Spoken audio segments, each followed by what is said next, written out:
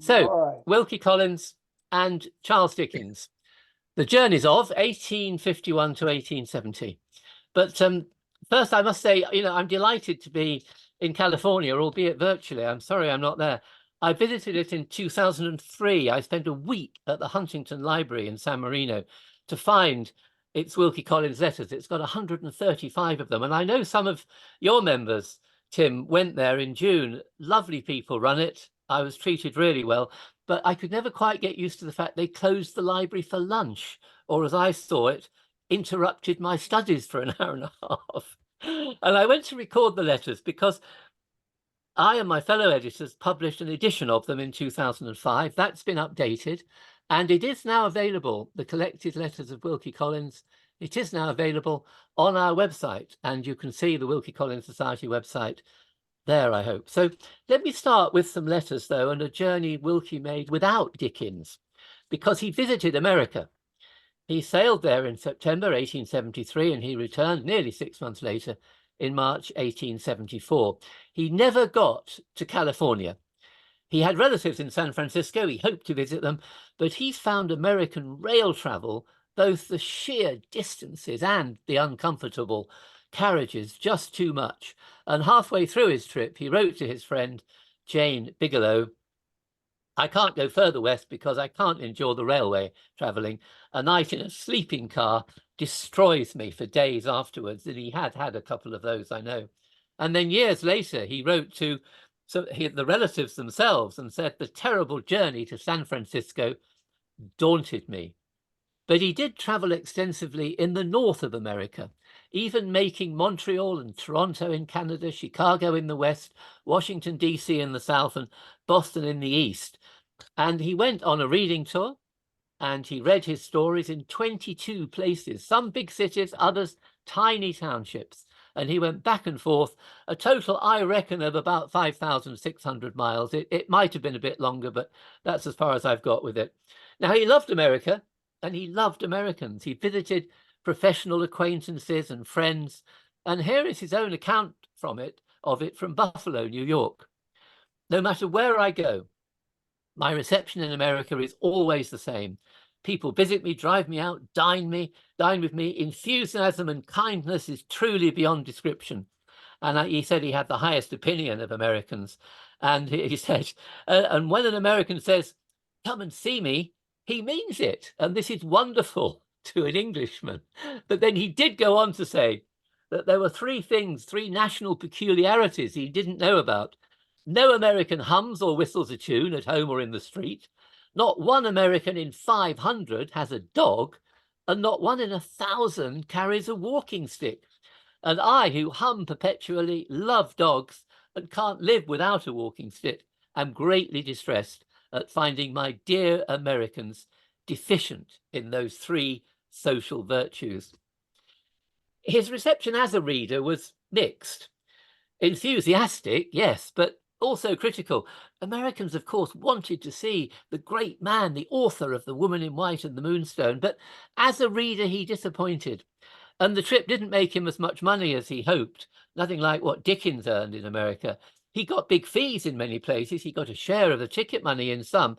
But the long rests that he mentioned that he had to take between the train trips, the expenses, it left him all eventually with a profit of just over £300. Now, in today's money, say £30,000, or about 40,000 of today's US dollars. And that was about a tenth of his income that year. So not insignificant, but not major. And we know this from an entry in his bank account. There it is. That's you'll hear more of his bank account later.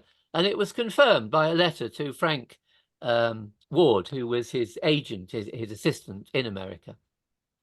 And before moving on to the journeys of Charles Dickens and Wilkie Collins, let me say one more word about letters, because you'll be hearing and seeing a lot of them today, like that one on the screen now, because to me, letters that were handwritten 150 years ago are the closest we can ever get to hearing that true voice of Victorian writers, whether it's Wilkie Collins or, of course, Dickens himself.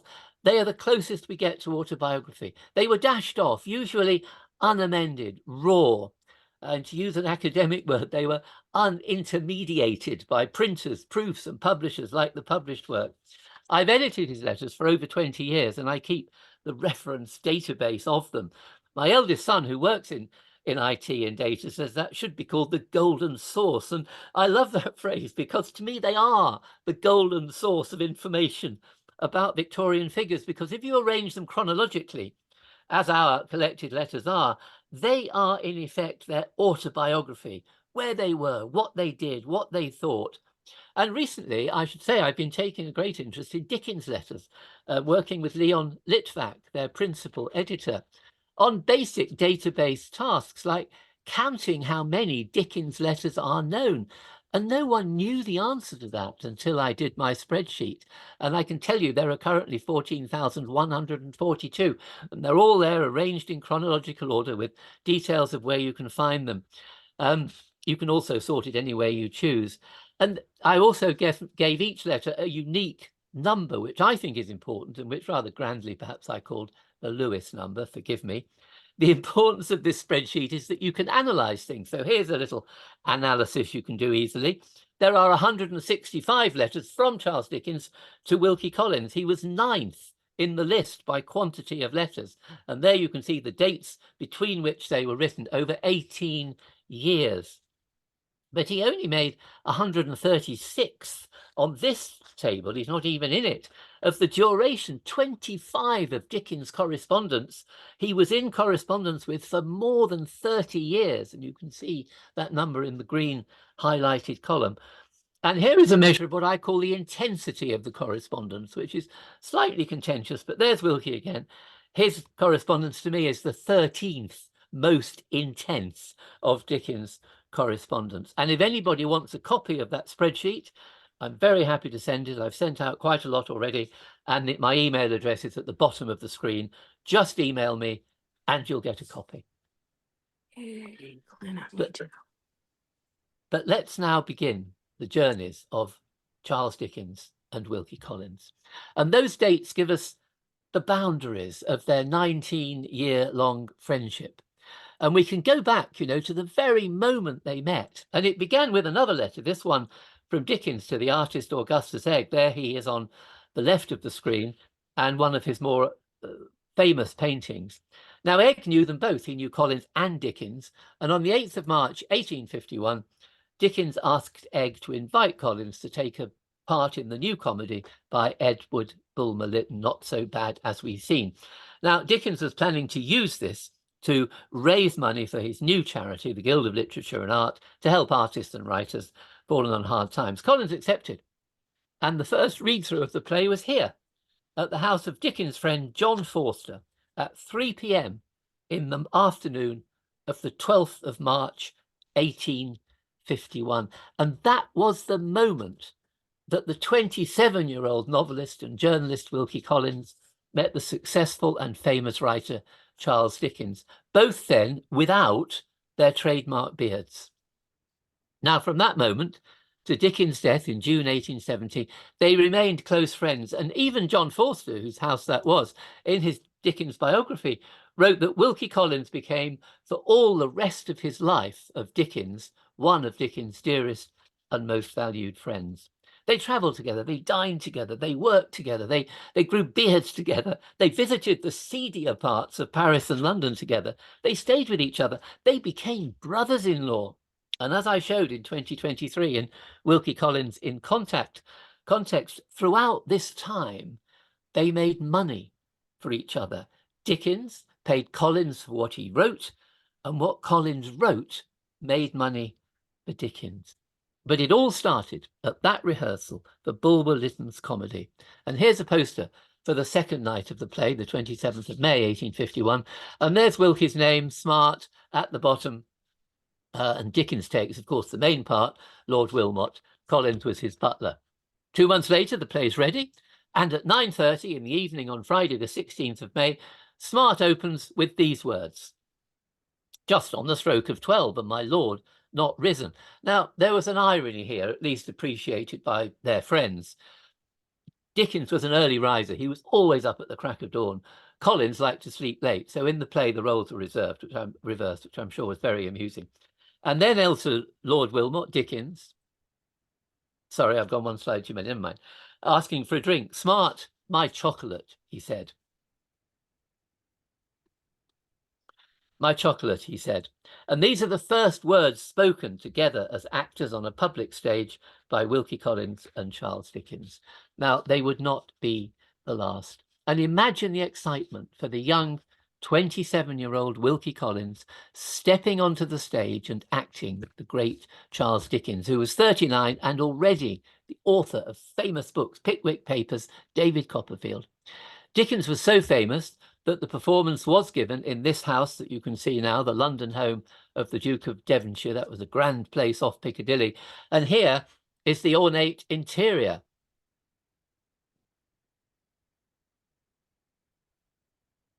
Here is the ornate interior of the home where the play was performed.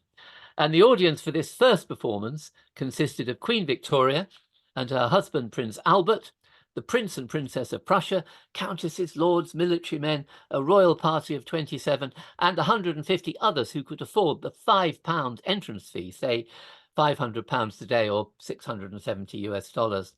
Now, Wilkie had published 3 books. He'd written a few published stories and newspaper articles. He was beginning to earn his living as a writer, and he'd certainly moved on from the life of a tea merchant's clerk, which seemed to be his fate as a teenager. But tonight, he was acting with Charles Dickens in front of the Queen.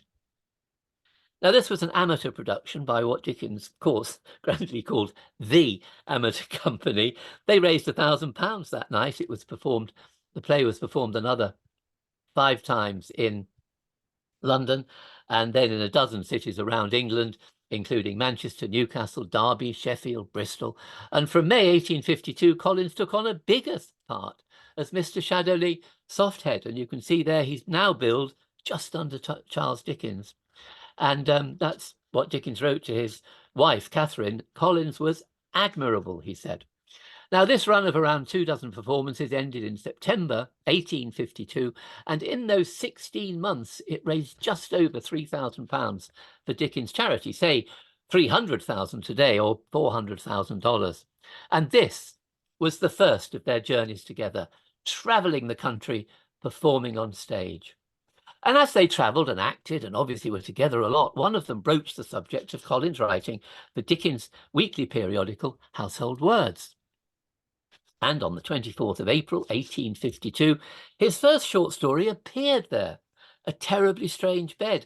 It's remained one of his most popular stories for its mystery and horror, collected in anthologies around the world, turned into TV and film dramas since 1949. And here's one by Orson Welles in 1973. And here is the entry in the Household Words office book for April the 24th. Wilkie Collins, A Terribly Strange Bed, 15 columns, £7, 10 shillings, paid the 1st of May by cheque, which Wilkie took to the bank and cashed. And that was his first payment for work for Charles Dickens. Now, £7, 10 shillings, £7.50, in today's money, 750, maybe £1,000, about 10p a word, 13 cents a word. Now, I make my living as a journalist. I'm not sure I'd work for that now. But remember, at the time, a bricklayer earned £1 a week. And that was for 6 days of 12 hours hard physical work.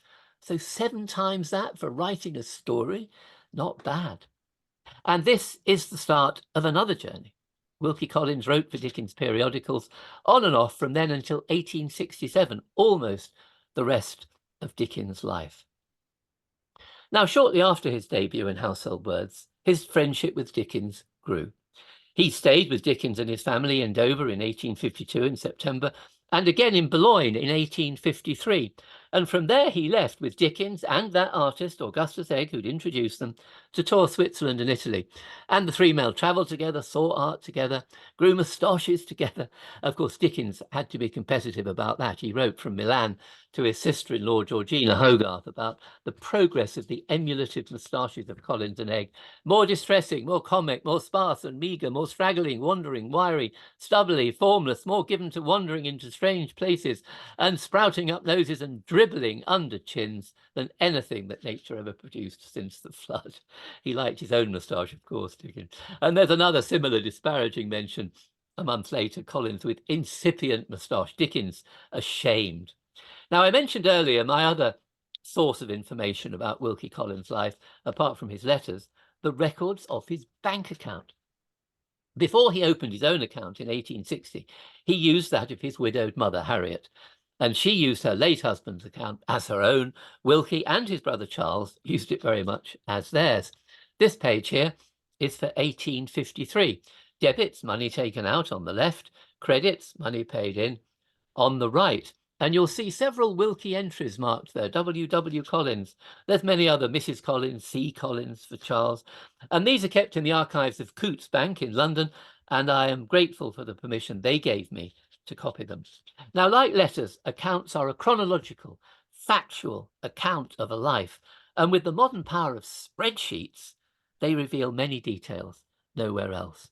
Now, a close-up of this page shows Wilkie actually returned from Boulogne before that foreign trip, and on the 5th of October, he took out £105, £10,500, $14,000 odd now. And then he returned to Boulogne on the 9th, and the party left for Lausanne the next day. They were away for 3 months, returned in December. And Wilkie's first call on the 12th, when they got back, marked again in blue there, was to the bank to take out another 10 quid, because he'd run out of money by then. And you can see how these accounts provide a sort of independent gloss on his life. Now, Dickens had organised everything, and despite being by far the richest of the three, he expected Wilkie and Egg to pay their share of what he spent. And Dickens wrote to Collins on the 16th of December to settle up about expenses. And you'll see here, I highlighted it in yellow, that Dickens rounds the amount up. So say in round numbers, £380, 10 shillings. That's rounded up, stealing a little money from both his friends by doing that. And Wilkie, of course, paid that £43, 11 shillings and 8pence. There it is, going out of, well, not out of his account. He took that money out in cash from the bank and then paid it to Dickens, who had the same bank. So essentially it was a paper transaction. And there it is in Dickens' account arriving. Isn't it nice when the books balance like that? Now, that trip to Italy had been presaged by Dickens in a letter to his friend Surjat a few months earlier. Dickens was writing Bleak House, nearly finishing it, and he said, "I'm already looking forward to the completion of Bleak House in August and to bachelor wanderings afterwards into Italy and Switzerland." And on the same day, Dickens had written to Wilkie, not about a long journey, but about perhaps some bachelor wanderings. I am open to any proposal to go anywhere, any day or days this week. If only I could find an idle man, he would find the warmest recognition in this direction. And these bachelor wanderings came back to haunt Dickens later. But it was Wilkie who first seems to have suffered as a result of them. Early in 1855, Dickens arranged a trip with Collins to Paris. They left on Sunday, the 11th of February, and within a couple of days of arriving, Dickens wrote to his friend Sir Joseph Olive, who was doctor to the British ambassador in Paris, no less, "Mr. Wilkie Collins, the writer who is my travelling companion, has a misgiving that he wants advice about." Now, I've shown Wilkie Collins crossed out there because at some later date before it was published, the name was heavily crossed out, redacted, we might say now, perhaps a hint as to the affliction Wilkie had.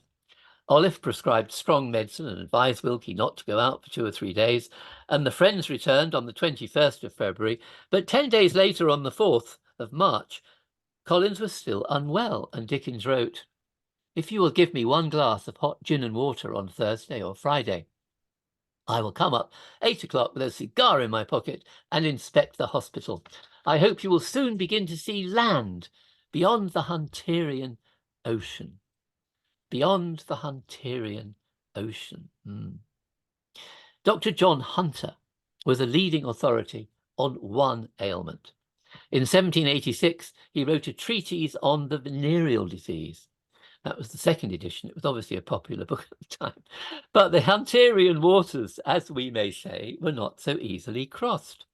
A month later, Dickens again wrote to Collins, rather Delphically, "I hope the medical authority will not, as I may say, cut your nose off to be revenged on your face. You might want it at some future time." But it wasn't long before Wilkie recovered. 10 days later, Dickens wrote, "Hurrah! I should be charmed to see you once more," and making a proposition to go to the Garrick Club. So it seems that either before he went, or indeed maybe that's why the trip was organised, or very early on in his visit to France, Wilkie had caught what we call an STI, possibly gonorrhea. And that was certainly the view of Dr. Nicholas Cambridge in his account of Wilkie's health in the Dickensian in spring last year, 24, where he wrote, "It soon became clear that Collins had probably developed venereal disease." And there's further evidence that their friendship was close enough to discuss that kind of ailment. 4 years later, 2 letters appear to refer to a similar condition, which Dickens had. This is Dickens to his friend Frank Beard, the doctor, in June 1859. "My bachelor state has engendered a small malady on which I want to see you." Now note those words in red. They were taken out when the letter was published in the non-such edition of Dickens' letters in 1938. So someone, the editors or Count Susanna who owned it, had redacted those words. "My bachelor state has engendered a small malady." And the theory that this was Dickens suffering from a venereal disease is strengthened by a letter he wrote to Collins a couple of months later. Wilkie was in Broadstairs. He was writing the opening of The Woman in White, and Dickens wrote to him, "I want very much to come to old Broadstairs for a day, but I suppose there's no nitrate of silver in the ocean." Now, the Pilgrim edition of Dickens' letters coyly says in a footnote that silver nitrate is used for cauterizing warts and the treatment of ulcers. Well, that was true. But in the 19th century, silver nitrate was also considered one of the best treatments for gonorrhea, despite the unpleasant burning sensation it caused. And I can see some of the men in the audience wincing there. And again, Dr. Nicholas Cambridge agrees with me. In his book, Bleak Health, which is the medical history of Charles Dickens, he devotes 2 wince-making pages to describe that treatment in detail. And he suggested Dickens caught it on the nights he stayed at the all-around offices in Covent Garden. Now, I say all this not to be prurient. I mean, such infections were common then, and indeed are common now, but to indicate that their friendship was close enough to discuss, even make jokes about such intimate things. Now, as I said, the friendship of Collins and Dickens wasn't just a personal one, it was a business one. 1852, as I said, was the start of Collins working on Household Words. And in the first 4 years, he wrote 16 more stories and articles in 28 issues. It was paid £241, say about 24,000 today, or $32,000. And during this time, Dickens then decided to take Wilkie onto the staff at 5 guineas a week, which Collins accepted on condition he could write a novel to be published in Household Words as a serial. Now, so far, only Dickens had been allowed to do that by himself, and that was hard times. And Dickens agreed on condition it was finished in 6 months. Collins wrote The Dead Secret, published in 23 episodes, from the 3rd of January to the 13th of June, 1857. Now, you will have worked out already, that is 24 weeks, not 23. So why did it run in Household Words every week except one? The issue of the 4th of April. Now, it was Collins' first serial novel. We know he struggled to keep up with the weekly demands of the press.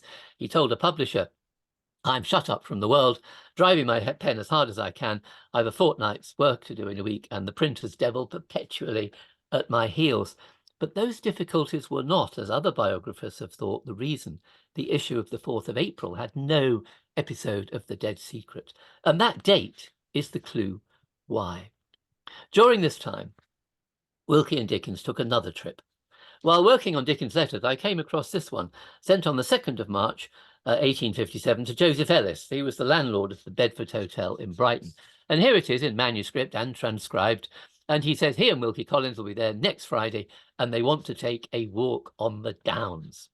Now, we know Wilkie replied on the 3rd of March to say yes. I mean, his letter is burned by Dickens with all the others in 1860. But we know he wrote it because Dickens replied on the 4th of March, "I cannot tell you what pleasure I had in the receipt of your letter yesterday evening." And he makes the arrangements for them.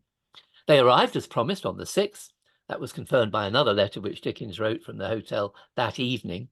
And on the Sunday, they went for their walk on the Downs. But the weather was dreadful. After their walk, Dickens wrote, "I have had such a burst on the Downs, rained upon, hailed upon, snowed upon, blown. I've been obliged to tumble into a warm bath and have not got a hat to come out in until my own is dried. It was a solid cake of ice, half an inch thick." And that weather is supported by the next edition of the Brighton Gazette, which reported the death of 4 oyster fishermen on that same Sunday due to a sudden squall of wind accompanied with thick sleet and so, and the vessel went down immediately. And sadly, that was the end of 4 oystermen, Daniel Furman, James Coleman, William Marsh, and Thomas Cadman, leaving 4 widows and a total of 15 children. All Dickens got was a ruined hat. Collins, though, suffered more. The next day, Dickens left without Collins. And back home on Tuesday, he wrote to Mrs. Watson, "I left the Bedford early yesterday morning, leaving the invalid, capital I, to follow with the baggage." Now, all of that comes from Dickens' letters. When we look at Collins, we can find not a single corroboration, not a single letter survives from March 1857. So now, if you can remember why we're even looking at this journey to Brighton, why was that episode of The Dead Secret missing from Household Words on the 4th of April? Well, here's the spreadsheet again. That's the missing issue. And we know from other letters that Wilkie finished his copy 3 weeks before publication. So if we paste in those copy dates, what do we find?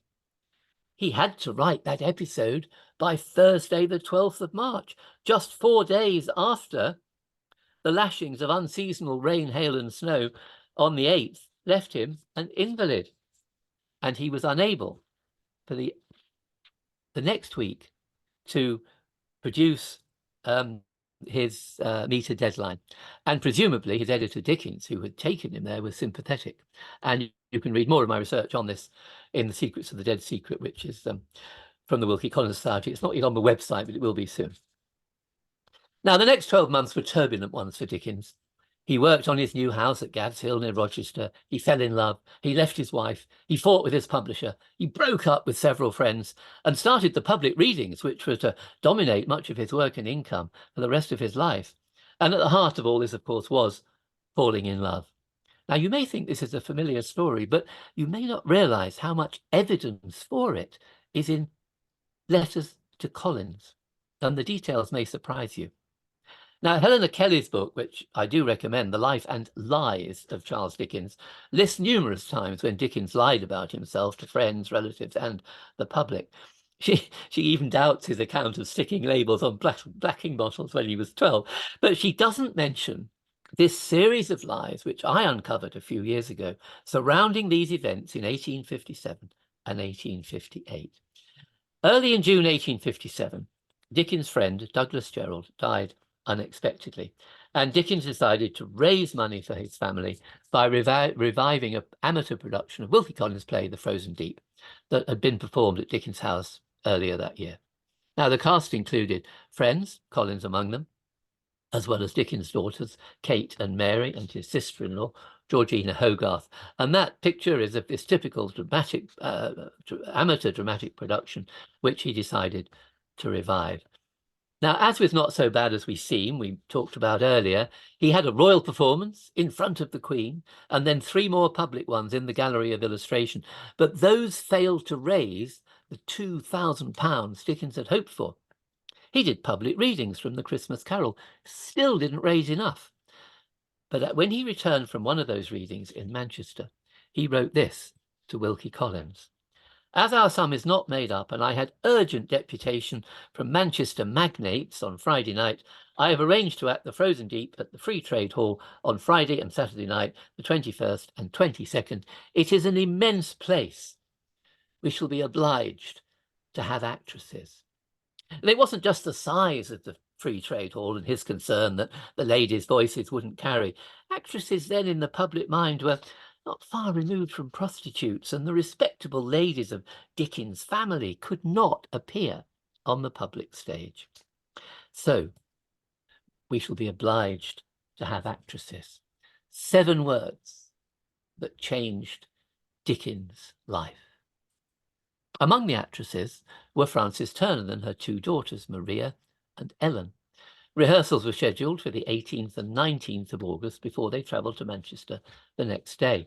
And on Tuesday, the 18th of August, 1857, in Regent Street at the Gallery of Illustration, the poor and relatively unknown actress Ellen Ternan, 18, and her sister Maria, 20, met the 45-year-old famous writer Charles Dickens. Now, Maria was already a fan.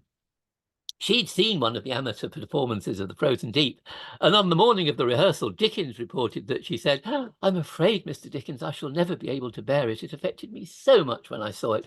I hope you will excuse my trembling this morning, for I am afraid of myself."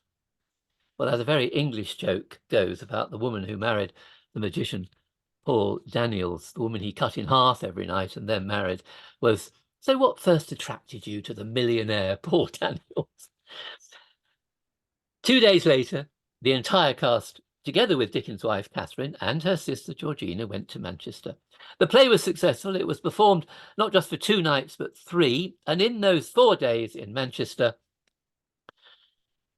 Dickens became besotted. Collins was the first to know. A few days after returning from Manchester, Dickens wrote to him, "Partly in the grim despair and restlessness of this subsidence from excitement, I want to cast about, go anywhere, take any tour, see anything, etc., etc. My blankness is inconceivable, indescribable, my misery amazing." But who was Dickens besotted with? It was Maria Turner, who played Clara, the woman who Richard Wardour, Dickens' character, loved so much he saved her fiancé at the cost of his own life. Ellen Ternan had a very small part as Lucy. It was Maria Dickens. It was Maria that Dickens wrote about to his friend Angela Burdett Coutts in that same letter. "How much impressed I was at Manchester by the womanly tenderness of the very gentle and good little girl who acted Mary's part," that was Maria. "I never saw anything like the distress and agitation on her face, a very good, pale face with large black eyes, with a natural emotion in it. When she had to kneel over Wardour," that was Dickens, "dying, the tears streamed out of her eyes into his mouth, down his beard, over his rags, down his arms as he held her by the hair. She sobbed as if she were breaking her heart, and she could only sob out, 'Oh, it's so sad, it's so sad.' By the time the curtain fell, we were all crying together.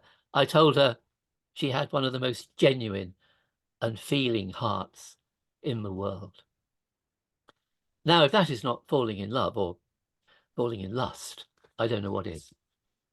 It was Maria's hair he held, Maria's tears that fell into his mouth, Maria's acting that had the whole cast weeping, and Maria's heart that was the most genuine and feeling in the world. Dickens soon decided what to do. He went with Wilkie Collins to the north of England to write a piece for Household Words, but he was less than honest, this is where we come to the lies, with his friends about where he was going. He signed himself "My your faithful friend" when he wrote to Mrs. Brown on the 4th of September, but said, "We start on Monday morning and have not the least idea where we're going." And the next day, September the 5th, he told Angela Burdett Coutts, "I have decided on a foray into the bleak fells of Cumberland, signing it ever most faithfully." And on the 6th of September, he wrote to his sub-editor, W.H. Wills, that he and Collins, after casting about a good deal, the Cumberland fells look promising. I'll write you from a line from Carlisle, giving you any new address we may fix on, adding, "I think I'm becoming rather inventive again." Well, indeed he was. Dickens did go to Cumberland, a place called Allenby. But days before he wrote those letters to people who trusted him, saying his plans were uncertain, he had already written to book rooms for himself and Collins in the town of Doncaster, 120 miles southeast of Allenby, for the 13th of September. Now, that letter you can see there was written on the 3rd. So on the 4th, the 5th, and the 6th of September, when he told people close to him he didn't know where he was going, he knew perfectly well. He was going to Doncaster in the week of the horse race. No mention, of course, that he wanted to go there, because Francis Turner and daughters Maria and Ellen were acting there at the theatre. The whole expedition was planned with that in mind, but Dickens lied to his friends, his colleagues, his family. Only Wilkie Collins, who was with him, knew.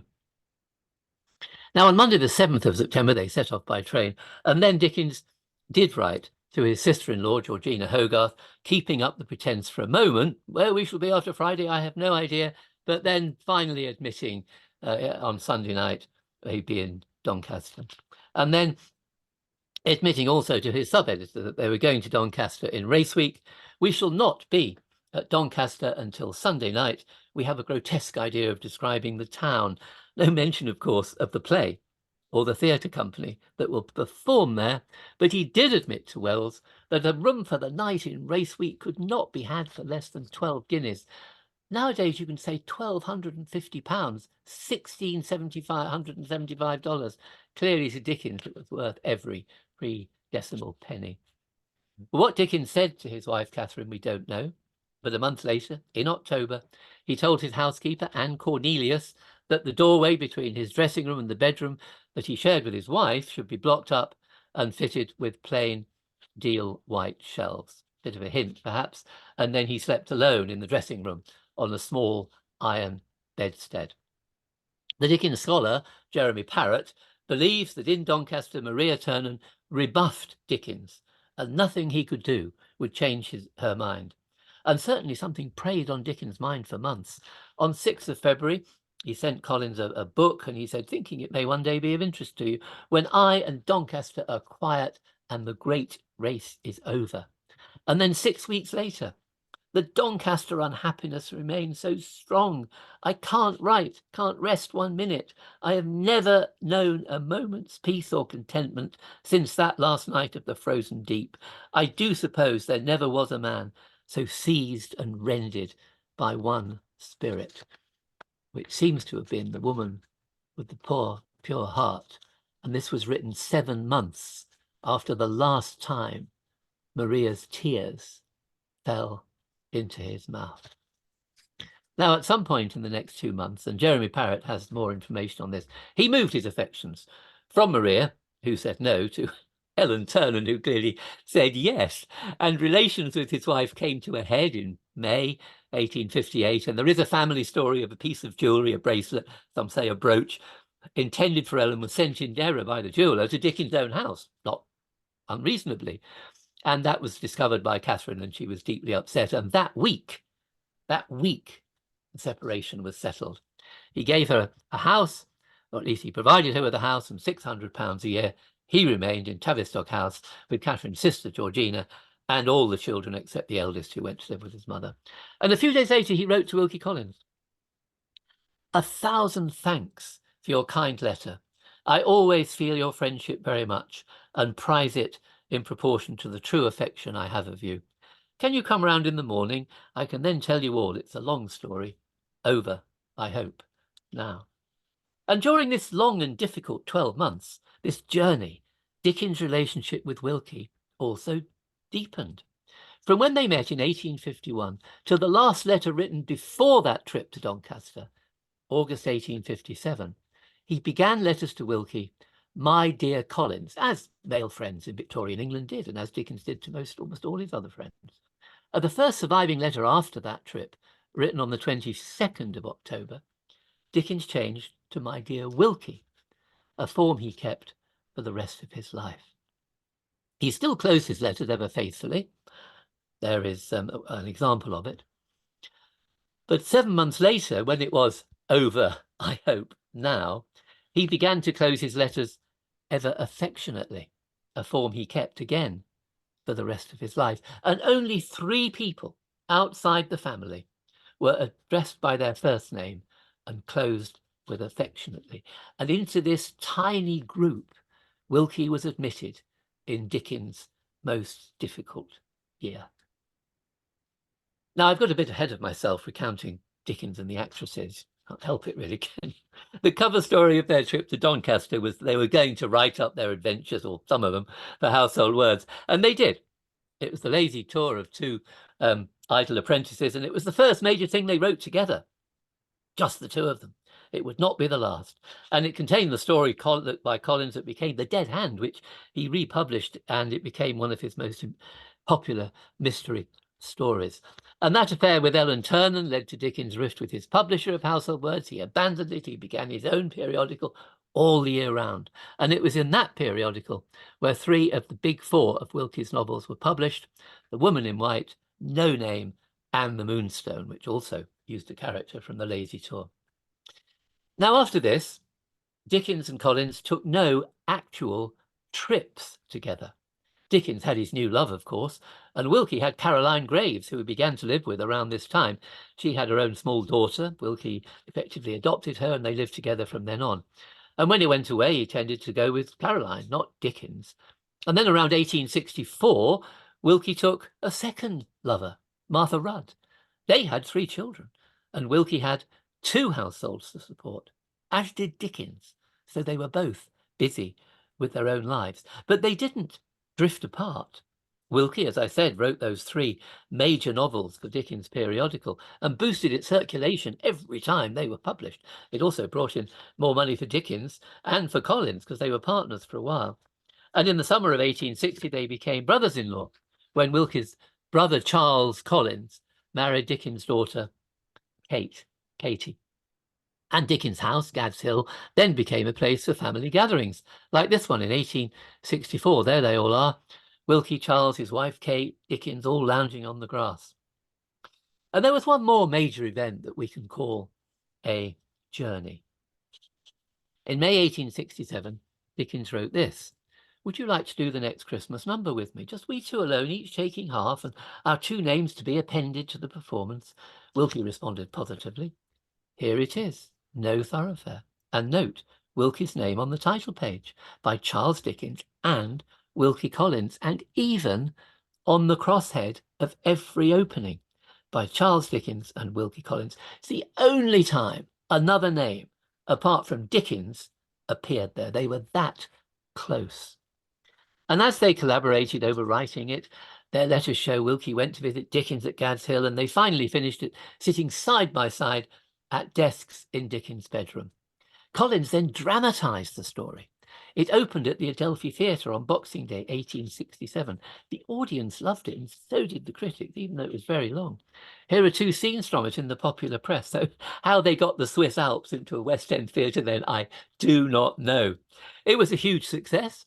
It was performed 191 times. It made £935 each for Dickens and Collins, almost 95,000 in today's term, $127,000. That's 3 times what Collins was paid for the printed story.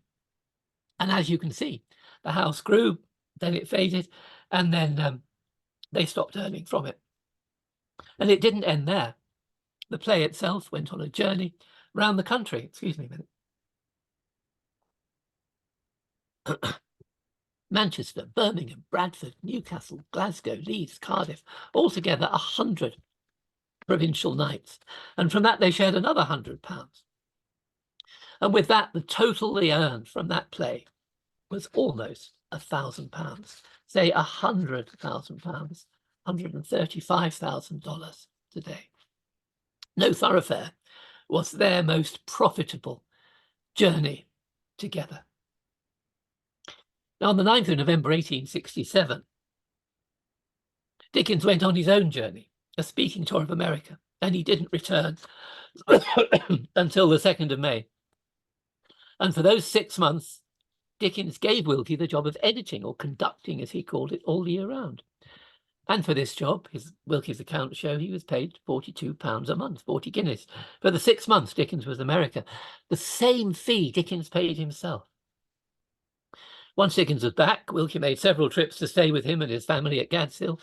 He was there on the 13th of February, 1869. And as he left, he asked Dickens for a signature for a friend who collected autographs. And Dickens obliged with a signed and dated quote from the Christmas Carol. And Wilkie sent it to his friend later that day. And that pair of letters is on sale. The dealer, Gerard Stodolski, calls it the Holy Grail for collectors. And it's yours if you want it for only £75,000, though it has been there a long time. So maybe try your luck and make an offer.